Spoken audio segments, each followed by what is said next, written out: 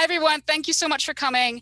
Just to let you know, this event is being recorded and it will be available afterwards on the Lane Memorial Library's YouTube channel. So if you know someone that wanted to be here and they couldn't, they can access it there afterwards. And that can, of course, be found on our website or Facebook page. One second, let me admit these people. And we are, of course, here for this virtual event where we are exploring the history of rock rest. This presentation will, of course, focus on the human stories and restrictions that created this now historic landmark that is located in Kittery, Maine. Rock rest was a place for African Americans vacationing in Maine.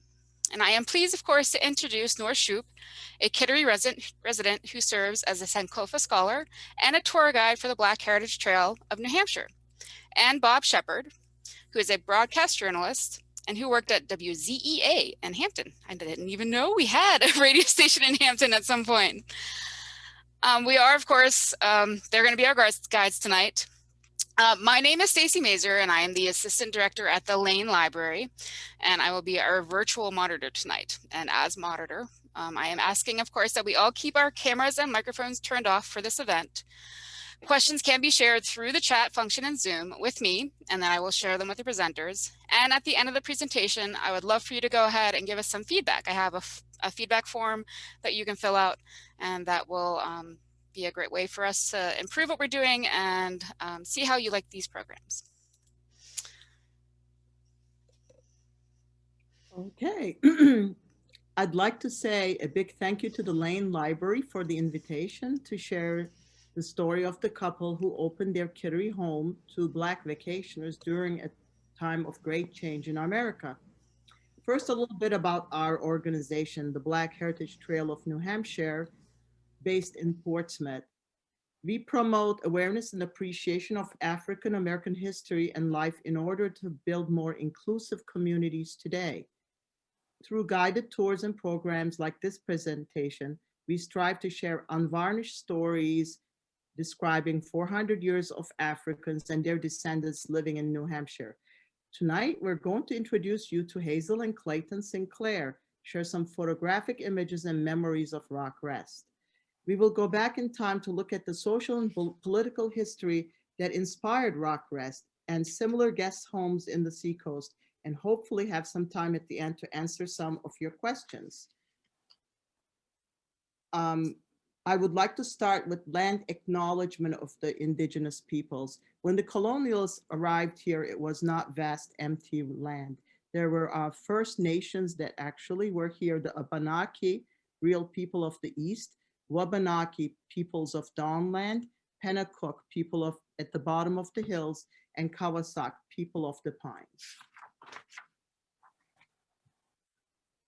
And when we are in the question and answer segment of our program, the community dialogue group agreement that we use at Black Heritage Trail of New Hampshire is be respectful, listen, share airtime, focused on the idea, not the person, be present, be crisp and say what is core, be open-minded, honor confidentiality. It's okay to put issues like race and class on the table, take risks, be raggedy, make some mistakes, then let go.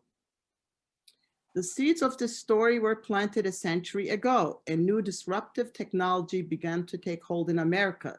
The automobile, a symbol of freedom, brought about change on every level of our society. Mass production of Ford's Model T began in 1913. Folks could expect to pay $400 for a new car. A decade later, Americans could afford used cars for as little as $100, which was a couple months' salary. By 1929, Americans wanted their own cars and everything that it promised. The car offered many Americans the ability to see the country for the first time, without the constraint of public transportation like the extensive trolley system that made it possible for people to move about the seacoast. They could be spontaneous, taking Sunday joyrides to visit scenic spots like Noble Light. Following the Second World War, things changed. A broad range of employment opportunities, a 5-day work week, and federal investment in a national highway system made travel possible for millions of people. New industries sprung up. catering to those travelers. Americans embraced the opportunity to travel freely. Families could leave big cities traveling together for a week's vacation or send their children to one of the many summer camps on the lakes in New Hampshire and Maine. The car makers recognized this new market segment, creating ads like this one targeting Black buyers. Buying a car freed African Americans from the indignities of riding the bus, train, or streetcar, where they were required to sit or stand in designated areas or give up seats to white passengers. For Blacks whose families had moved north from rural areas to take jobs in the cities during the period known as the Great Migration, a car provided them the ability to go back home to visit relatives on their own schedule, to attend funerals, weddings, and family reunions.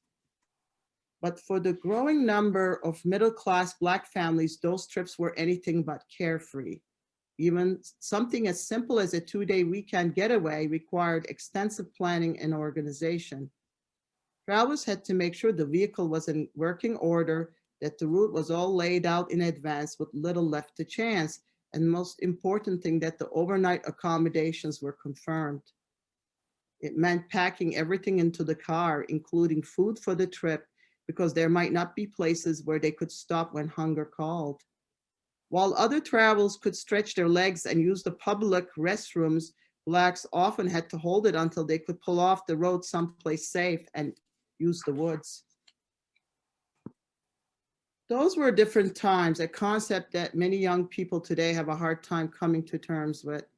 This is a photo of a rest stop for Greyhound bus passengers traveling between Louisville, Kentucky and Nashville, Tennessee, with separate accommodations for colored passengers and a blatant reminder that some in America were less than equal.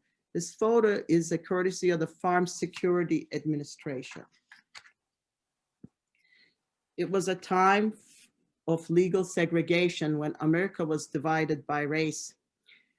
Posted signs were blatant, as was the case down south, but northern states, Black Americans devised other ways of knowing where they could safely stop to eat, buy clothing, fill up or buy gasoline, or get their car repaired. Access to businesses and public accommodations was limited, stemming from the Jim Crow laws passed in the decades following the Civil War, serving to marginalize African Americans, denying them the right to vote, hold jobs, get an education, or travel freely. Those who attempted to defy Jim Crow laws often faced arrest, fines, jail sentences, violence, even death. Jim Crow is a racial stereotype of an enslaved person, a minstrel character, often played by a white actor in blackface makeup, portraying a bumbling, subservient buffoon. In 1896, the Supreme Court case Plessy versus Ferguson made the separation of the races legal. Now segregation in America had the full force of law. Lynching was a powerful form of intimidation used to keep Blacks in their places. It is defined as a form of violence in which a mob, under the present pretext of administrating justice without trial, executes a presumed offender, often after inflicting torture. Between 1882 and 1951, more than 4,700 Americans were lynched. This image was created and distributed by the NAACP circa 1930s. Into the mix came an enterprising travel writer who had experienced the indignities of traveling while Black. Victor Green, who worked for the Postal Service, compiled data on stores, motels, and gas stations in his native New York City area that welcomed Black travelers, publishing his first guide in 1936. He modeled the Green Book on similar guides developed for Jewish audiences. Green established a travel agency to book reservations at Black-owned establishments. By 1949, his guide included international destinations in Bermuda and Mexico, listing places for food, lodging, clothing, gas stations, beauty parlors, and barbershops. Victor Green's mantra for the Green Book was a quote from Mark Twain. Travel is fatal to prejudice, bigotry, and narrow-mindedness. The Green Book helped folks preserve their dignity, recommending suitable lodging, Black-friendly beaches, municipal golf courses, country clubs, and other activities of interest to the growing Black middle class. His Harlem-based firm printed 15,000 copies a year, sold largely by mail and at Esso gas stations, as Standard Oil Company was the first to franchise filling stations to people of color. Esso also hired Blacks for management positions. The guide offered discounts for customers who mentioned the Green Book. And as you can see, it offered some detail on prospective accommodations and a breakdown by state. And now back to our story. Generations of people passed two simple stone markers standing silently on either side of a nondescript driveway in Kittery Point, Rock Rest, a humble cape and unattached garage with simple trim. Most never realized the significance of the painted signs, but for hundreds of weary vacationers from away, it marked a sanctuary from an indifferent world. These are the two people who made tonight's story possible. They were pioneers, small business owners, entrepreneurs. Clayton Sinclair hailed from South Carolina. He worked as a chauffeur for a New York family who summered in Maine. On one of those trips in 1930s, he was introduced to Hazel Colbert, who was from Baltimore. She served as a lady's maid for a Manhattan family that spent the warmer months in New York. They courted, fell in love like people do, and then they married. Making friends among members of the Black community in nearby Portsmouth, they decided to make their home here in the area where they first met.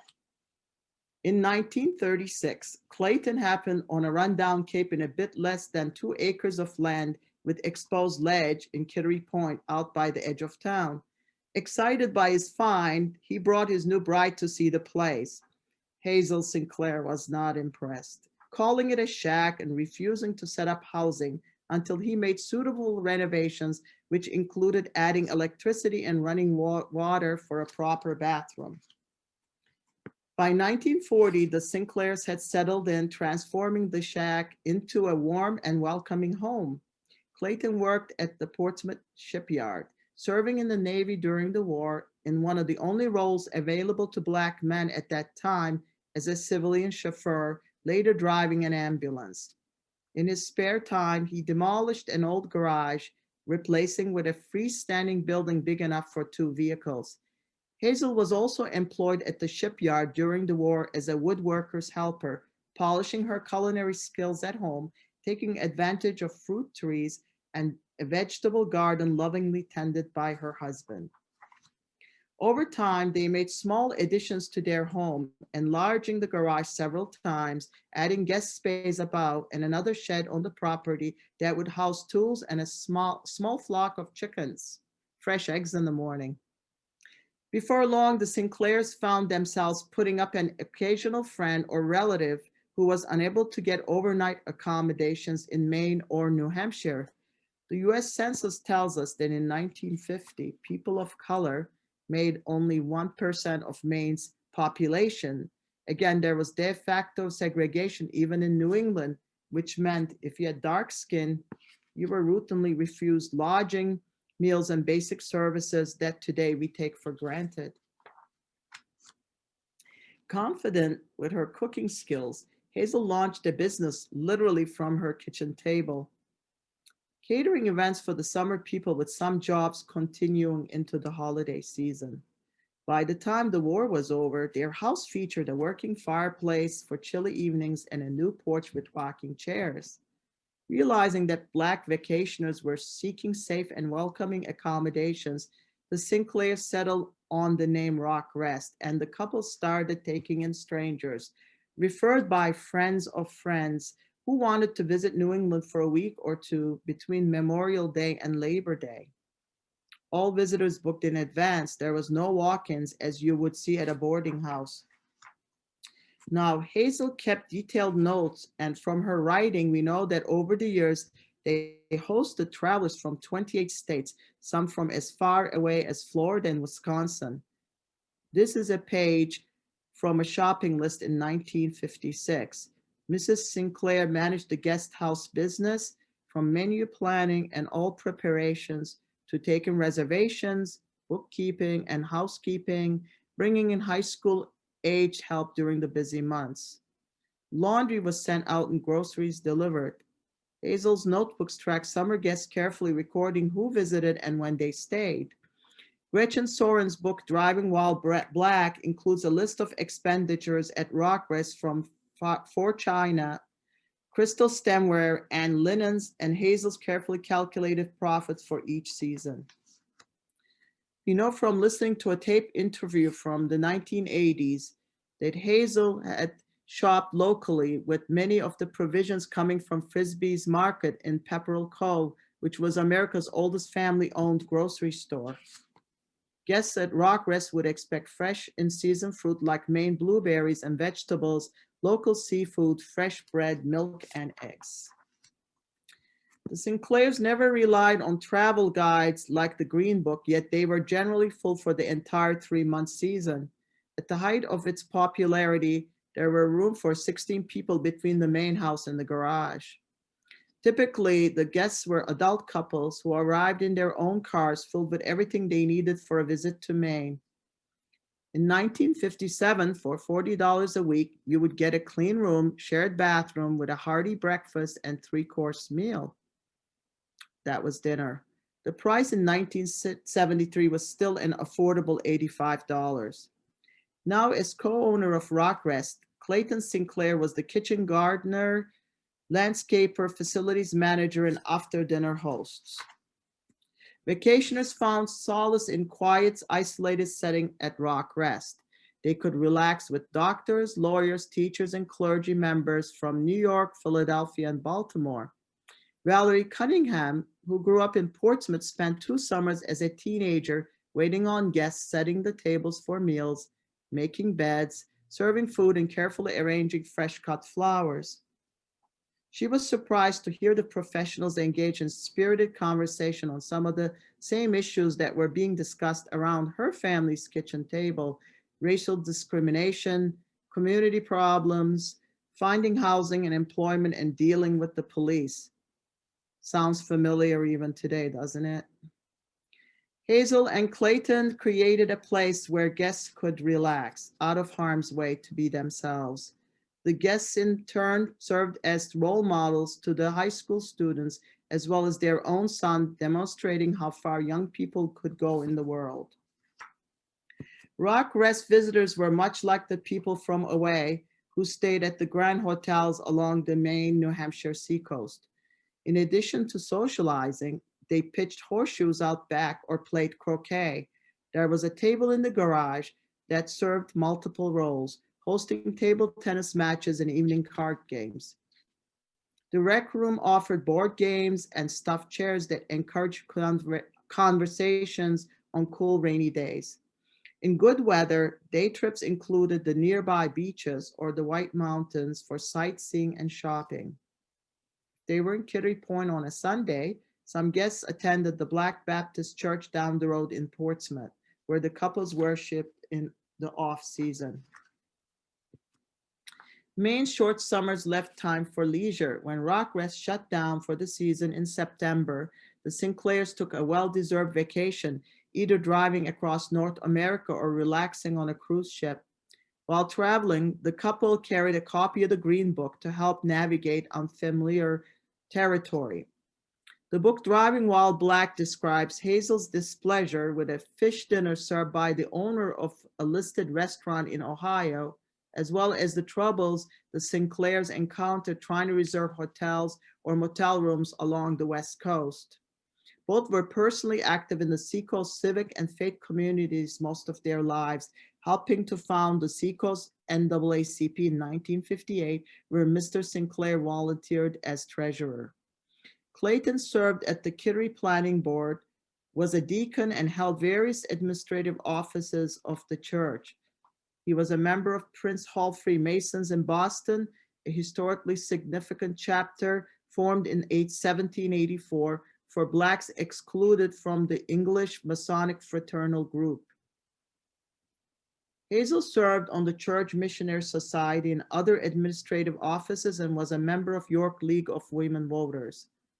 Their only child, Clayton Jr., graduated from Trappe Academy in 1951 and the University of Maine, later earning a law degree from Howard in Washington, a historically Black college and university, becoming a senior attorney in the office of Maynard Jackson. The Sinclairs' reputation spread far and wide. There was a group of women from Boston who planned a special visit every year to Rockrest. No doubt their weekend trip included Hazel's lobster thermidor, one of the many special meals that she lovingly prepared in her kitchen for guests who had become lifelong friends. As you can see, the Sinclairs lived an active life. They stopped taking guests at Rockrest in 1977. But the business had been falling off since the passage of the Civil Rights Act of 1964, opening up new options for Black vacationers. The legislation ended segregation in public places, banning employment discrimination on the basis of race, religion, color, sex, or national origin. Sadly, the legislation helped siphon customers away from Black-owned and operated businesses like theirs. The couple was getting older, thinking about retirement, and their son had started his own family in Atlanta. Clayton Sinclair passed away in 1978. Hazel Sinclair lived in the house, continuing to share her story until she died in 1995. Eventually, the family sold Rockrest to a private buyer who has been working to update the home so it's not available for public tours. The good news is that many important bits of their history are preserved in various locations. For example, 24 linear feet of documents, correspondence, photographs, guest registers, account books, receipts, and personal papers, much of it in Hazel Sinclair's own handwriting, was donated to the University of New Hampshire's Diamond Library, where they are available for researchers. One of the two painted rocks that mark each end of the driveway seen here is today part of the collection of the National Museum of African American History and Culture. Thanks to the tireless efforts of academic and community leaders, several items from the Sinclairs' home are now part of the collection at the Smithsonian Museum's newest gallery building located along the National Mall.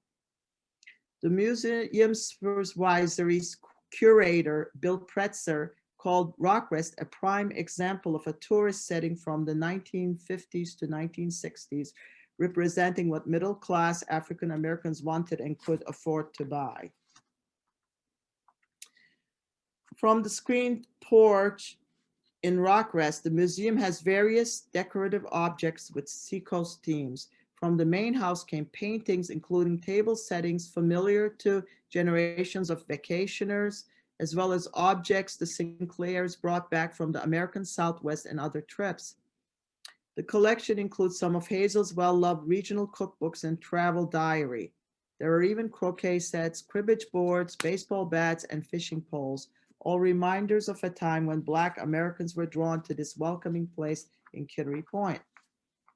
Now, Rockrest, which is designated on the map by the blue star, was not the only business offering overnight accommodations for Black vacationers in southern York County. Even though these establishments served the same market, the owners were not in competition, knew one another, and helped out in a pinch. For instance, a bit up the road in York, the Jewel Inn was operated by a West Indian gentleman named Mr. Samuda, who lived in Boston during the winter. He offered small private cabins with meals served in a central lodge. Jerry Talbot's book, Maine's Visible Black History, notes that the Sinclairs often directed their guests to the Jewel Inn to meet other tourists and dance to the jukebox. The Old York Historical Society recently shared this copy of an advertisement from a chamber booklet from the early 1960s. It shows that the Jewel Inn on Ridge Road in York Beach served meals to the general public. Moving northward, In Ogunquit, a Black actress and painter, Ethel Good, welcomed guests to her home near the center of town, seen in this recent photo where she could accommodate up to 35 guests as long as they didn't mind sleeping on the couch. According to Maine's Visible Black History, Langston Hughes, the esteemed writer, poet, and social activist, stayed at her place during the rehearsals and performances of one of his productions at the Playhouse. Good, who was also a playwright, later married and was known as Ethel Franklin. Today, her home is known as the Hideaway Inn Bed and Breakfast. Here's a third surviving guest house in Old Orchard Beach. It was run for several decades by Rose Emerson Cummings and her husband, Charles Edward Cummings, Jr. It was known simply as 110. Those walls house several famous jazz musicians who perform at the Pier Casino or one of the town's many grand hotels, where they had to enter through the back door and were barred from overnight stays. Count Basie, Cab Calloway, Duke Ellington either stayed there or used the piano for rehearsals while performing locally. The Cummings Guest House and Rock Rest are both listed in the National Register of Historic Places. 110 was in business until the late 1980s, early 90s. It has since been sold and recently remodeled. There are a number of resources that we draw on to develop tonight's presentation. The first is Driving While Black by Gretchen Soren, a professor at the State University of New York. The book is a well-researched and footnoted examination of the social, economic, and political history of African Americans and the automobile. The book was published in 2020 and can be purchased at the Black Heritage Trails office in Portsmouth at 222 Court Street. By the way, Ms. Soren helped curate a recent exhibit at the Portsmouth Discovery Center. Cross Grain and Wily Waters, A Guide to the Piscataqua Maritime Region, is an illustrated paperback by Jeffrey Bolster, a professor at UNH, published by the Gondola Company. A colorful guide to the history of the Great Bay Estuary, the anthology includes a section on Rock Rest. I have to mention two others. A Portsmouth native who was close enough to Mrs. Sinclair to call her Aunt Hazel helped provide a wealth of information on Rock Rest, including many of the personal photos. That would be Valerie Cunningham. Last but not least, my co-presenter, Bob Sheppard, a former journalist. He researched many of the photos for tonight's presentation. A big thank you, Bob, and produced the slide presentation. A Kittery Point resident who once interviewed the co-owner of Rock Rest, is currently working on a documentary of his father's experience as an original Tuskegee Airman. On behalf of the Black Heritage Trail of New Hampshire, we thank the Lane Library for offering us the opportunity to share the story of Hazel and Clayton Sinclair with you tonight. I'm not sure how we're doing on time. Perhaps we can have some questions now. We're doing great on time. It is 7:31. Ah. So I have it set up so that I'm asking you to share your questions via the Zoom chat. But if you want to raise your hand and let me know if you'd like to maybe verbalize your question, we can go ahead and try that out also possibly as well. So either raise your hand or type in chat and let us know if you have any questions.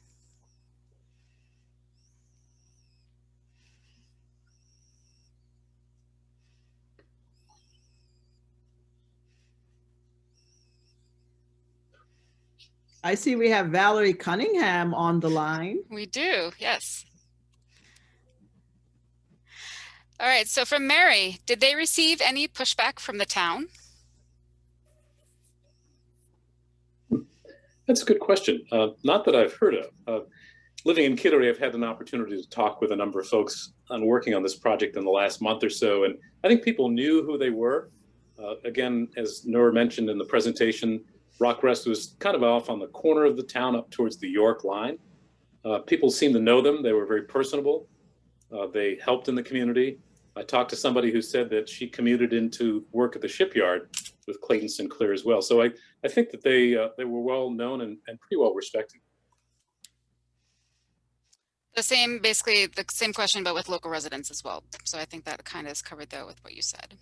You know, one thing I was mentioning a little earlier to Nur, one of the fascinating things about working on this is you start to uncover little bits and pieces of the history. And I spoke to somebody last week who was a member of the class of 1951 at Trape Academy, the high school here in town. And that's where their son, Clayton Jr., attended for high school. And when he was graduating, they were going to take a class trip and go down to Washington, D.C. And they found out that the last minute that the hotel that they had booked for their stay wouldn't allow African Americans. This was in the spring of 1951. So the class took up a vote and said, you know, either we're going to find some place where Clayton Jr. can stay with us, or we're going to cancel the trip altogether. They were able to arrange those, make those reservations. And she showed me this photo, class photo of the class, and you can see Clayton Jr. is in the back. He's the only African American member of the class, and he's standing 2 people away from Margaret Chase Smith, who was a senator from the state of Maine. So it's kind of neat when you start to work on a project like this and start to talk about some people doing some of the reading, and of course, having an incredible resource like Valerie Cunningham. We've been able to uncover a lot of really great information, and certainly the photos as well. So our next question is, where are the items located that are in the photos, like the tagged chairs that appear to be in a house? Are they at UNH as well? No, I don't believe they are at UNH. I know some of them are at the museum, the African American Museum of History and Culture. I'm not sure. Yeah, I know that the rock is on display, but you know, it's a big museum and there are lots of items. So a lot of these items are probably in the collection somewhere, stored away, and maybe brought out for special occasions and the like. But if you go to the museum now, I think that that's the current exhibit. So you'll actually see the rock and some displays about travel guides, the Green Book, and the like. Yeah, that is what they have. I have been to the museum. Yeah, you just see the rock. Were you guys? Valerie, I hate to put you on the spot, but do you know where the chairs might be? Let me go ahead and I have to let her change a setting. 1 second. While I do that, does anybody know if the bed and breakfast that Ethel Good ran, who owns it? Is it still in their family? No, it's privately owned. And if you go to the website of the bed and breakfast, the Hideaway Inn bed and breakfast, they actually have a little write-up on Ethel Good to try to tie it into the history of the location. But it's privately owned. I think I'm unmuted now. Yes, you are. Those patio chairs, the wicker chairs, they are at the museum in DC. Awesome. In Valerie, fact, if you want to come on, you definitely can. All of those things that you see that have little white tags hanging on them, they're tagged to go to the museum. This is when we were clearing out the house for the new owner to take over. And the curator came to Kittery Point from the museum. He was there 4 days after he found out about the story of Rock Rest, and because they wanted to be sure to get what they wanted. So those are some of the items. You notice the croquet set there, and they got some of the fishing rods and game boards, and they wanted to take items that were typical of this place. So they weren't interested in cups and saucers and chinaware, even though we thought that they were very precious. They are precious to us, but it's not something that they were interested in. Valerie, someone did ask if the repeated entries that shows Valerie $12, is that you? And can you elaborate on those? Yeah, that was my weekly pay. Well paid. Yep. I worked there 2 summers. Sharon Jones, the singer, our local celebrity, she also worked there. Not the, she a different summer than when I was there. And Mrs. Sinclair also had a niece who lived in Baltimore, Maryland. But when she was a young girl, she would come and help out her auntie.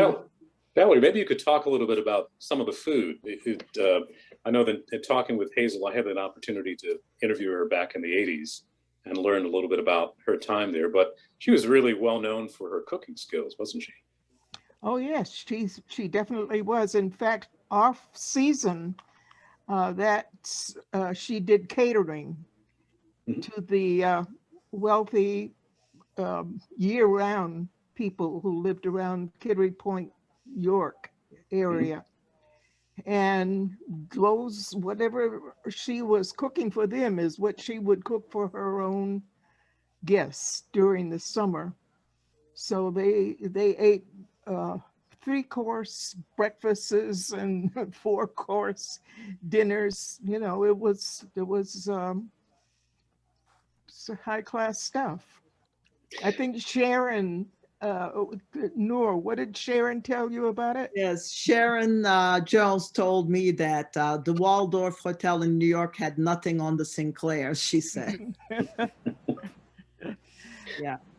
And they really were entrepreneurs. I mean, this was a tough time during the 1940s and 1950s. People were trying to make, do everything they could to get by. And that's part of the reason that they opened their house to folks. But, she had this side business on the side, catering and things like that. She was a very enterprising woman for the time. Did their son stay in the Kittery area? This is one of the questions we have. No, he moved. That was one of the things that was on the presentation. Yeah, he went to the University of Maine. He started his family though down south somewhere. Yeah, he was in Atlanta. He went to Howard University in Washington, D.C., and then he entered the practice of law in Atlanta, Georgia. Yeah. This is more of an observation, I guess, and the question. It's interesting that Trape was not segregated, question mark.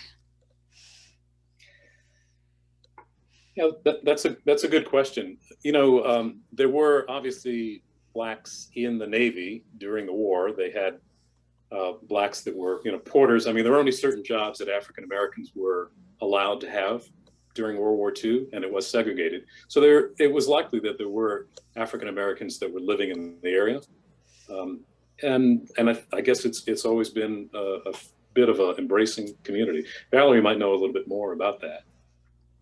Yes. Well, oh yeah, there were Black families living all over the place but in the seacoast area, sure. Right. In relatively small numbers. And there also were a number of Blacks in the Marines who had a pretty good sized contingent at the shipyard during the war. And Valerie, did you not go to trade? No, you were in Portsmouth. You went to Portsmouth High School, correct? That's right. Yeah. Right. Yeah.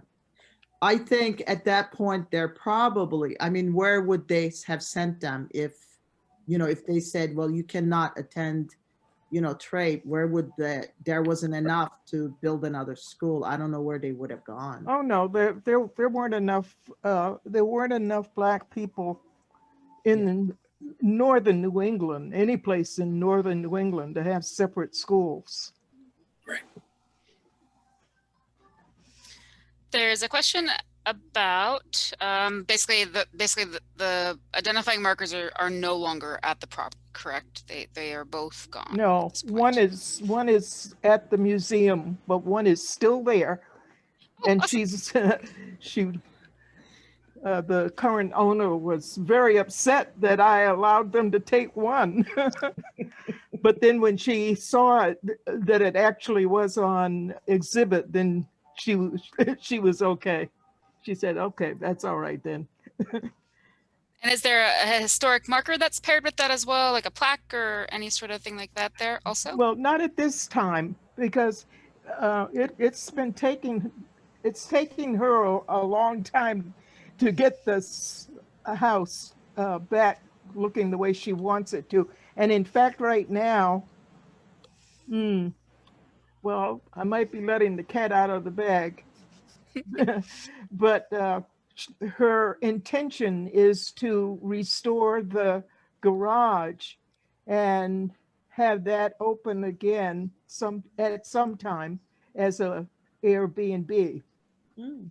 So at that time, I'm sure there will, we will have a marker there. Yeah, and this is a fairly current shot of the house. And as you can see, the rock rest sign is there. It's a little bit faded. Yeah. And this woman has done a lot of the work herself. She's a very capable, handy woman. But it takes some time because she had to bring everything up to code and all that. But she very carefully tried to maintain the same footprint. And for me to walk in there, it still feels like good old rock rest. So I praise her highly for the work she's done. Mm-hmm. Did the Sinclairs keep a guest book, and are there any written accounts from guests? Oh yeah, all of that is at UNH in the archives. And that the one that you saw with my name on it, that's her weekly account book. It was a bit of everything. It was an account book and a guest book. Well, the guest books were separate. And her own private, travel notes and such. That was only for her summer business. She was a good bookkeeper. Mm. And she was pretty savvy. I mean, they put together some color postcards that she would send out to folks or give to some of the guests that they could send back to folks back in Baltimore, New York, and Philadelphia. And that was part of the way they advertised or marketed the business, which was pretty savvy. Oh, yes. I think we've got a color picture of what it looked like.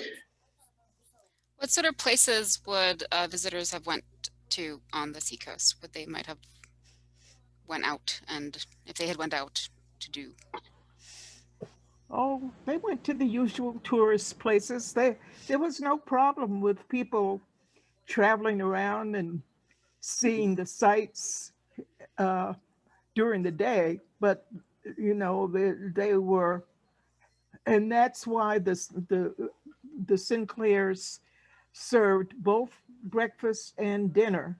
So when they were out, when their guests were out sightseeing, they didn't have to worry about meals because they were covered back at Rock Rest. But they'd visit the historic house museums in Portsmouth and go to the beach and do the things that everybody else does when they go. I'm not from this area, so I'm not sure what kind of. My mind goes to Yokins. I don't even remember. Yokins. Yeah. I didn't even know was that open at the right time period, and then like what maybe down at the beach, what maybe. Yeah, Yokins was open, but that's not someplace that they weren't going anyplace else to eat because they got the best food. What they got at Rock Rest would put Yokins to shame, believe me. What about the Wentworth? This is a question from Well, the Wentworth was segregated. They definitely weren't going to get into the Wentworth in the 1950s. In fact, the Portsmouth NAACP integrated the Wentworth in 1964. And so, their meal service would be comparable to but realize now when the guests went to Rock Rest, they paid a certain amount for they usually stayed for a week, but whether they stayed for a weekend or a week, their breakfast and their dinner was included in their bill. So they weren't going to go off and eat any place else because no place else was better.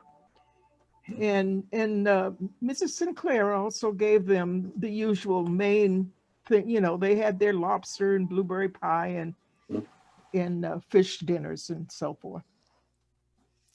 Did they, I'm going to ask a private question that I have, and then there's another question that did come in.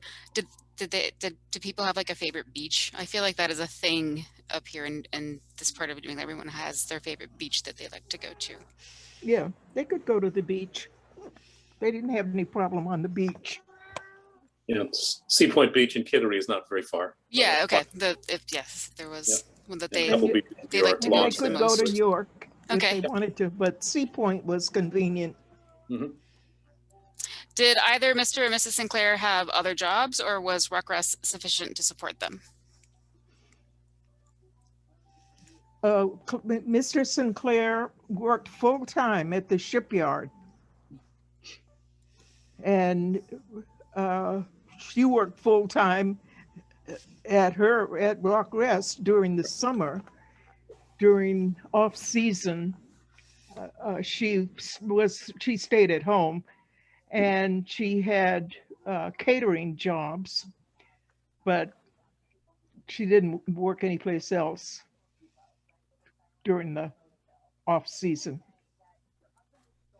She was busy doing her community service then, working with the community.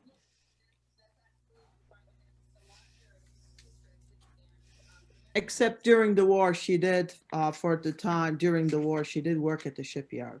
But I'm guessing that's because not too many people were probably traveling because of the war. Well, she hadn't really gone full time into her guest house Business, sure. at that time. Yeah. And I mean, there a lot of women were working at the shipyard then because the men were off at war. Right.